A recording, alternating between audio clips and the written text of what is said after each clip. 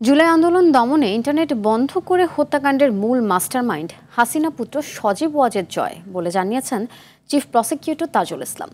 এই অভিযোগে জয় ও পলকের বিরুদ্ধে করা মামলায় বুধবার 17 ডিসেম্বরের মধ্যে জয়কে হাজির হতে পত্রিকায় বিজ্ঞপ্তি প্রকাশের নির্দেশ দিয়েছে আন্তর্জাতিক অপরাধ ট্রাইব্যুনাল।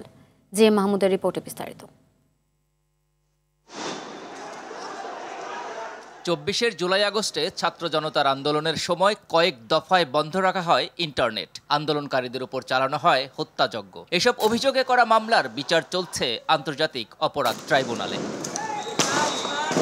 ইন্টারনেট বন্ধ করে হত্যার নির্দেশ সহ 3টি সুনির্দিষ্ট অভিযোগে ক্ষমতাচ্যুত প্রধানমন্ত্রী শেখ হাসিনার ছেলে সজীব ওয়াজেদ জয়কে 17 ডিসেম্বরের মধ্যে হাজির হতে পত্রিকায় বিজ্ঞপ্তি প্রকাশের নির্দেশ দিয়েছে ট্রাইব্যুনাল 1। মামলায় তার সঙ্গে আসামি করা হয়েছে সাবেক আইসিটি প্রতিমন্ত্রী জুনাইদ আহমেদ পলককে।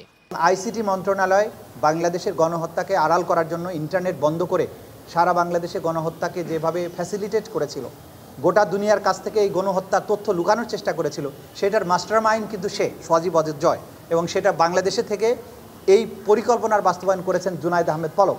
সুতরাং তার বিচার আইন অনুযায়ী বাংলাদেশের আদালতে হবে।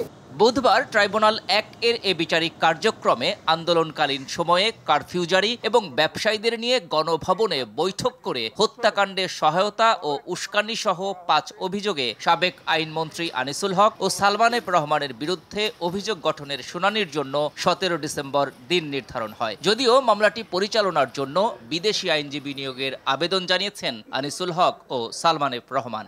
এই অ্যাপ্লিকেশনটা মিসকনসিপ্ট, এটা আইনটা ফলো করে করা হয়নি। এখানে বিদেশি আইনজীবী আনার সুযোগ আছে, আইনের নির্দিষ্ট কাঠামো বা নির্দিষ্ট পরিক্রমা অতিক্রম করে তাকে আসতে হবে ক্রাইমস এগেনস্ট হিউম্যানিটির মতো একটা অতি গুরুতর অভিযোগের বিচারের জন্য।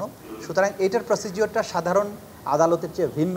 এছাড়াও ট্রাইব্যুনাল 2 এ জুলাই গণঅভ্যুত্থানের প্রথম শহীদ রংপুরের শিক্ষার্থী আবু সাইদ হত্যা মামলায় 2 জন সাক্ষীর সাক্ষ্য নেওয়া হয়। ট্রাইব্যুনাল 1 এ হয় রাজধানীর চানখারপুলে 6 জনকে হত্যা মামলায় সাফাই সাক্ষীর সাক্ষ্য গ্রহণ। G M Mahmud, RTV, Dhaka.